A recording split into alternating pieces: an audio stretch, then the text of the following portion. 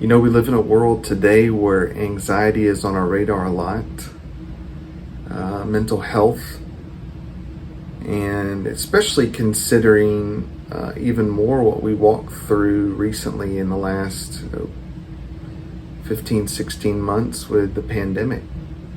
Everybody's talking about anxiety. What I find for myself, and I think may be true for a lot of people, is that anxiety is connected to either the past or the future. So when I'm anxious, a lot of times I'm thinking about things that have happened in the past, things I'm ashamed of, I'm sorry for, I wish had not happened. Not even what I've done, what others have done to me, or I've done to them. But we think about the past a lot, or we think about the future. Things coming up, events coming up, talks coming up, family situations coming up.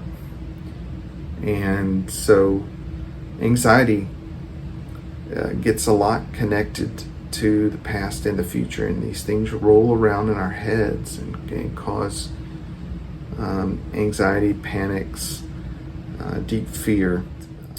That's why I think something like the practice of being present in the moment, and you'll hear a lot of counselors talk about this, and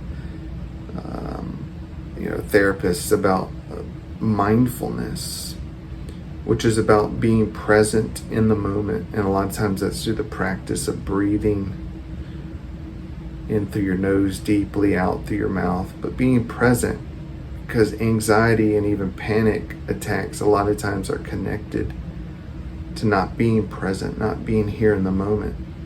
Even feeling ourselves, our feet touching the ground, our bottoms touching the chair, our backs touching the chair. People will give things like, notice something that smells in the room.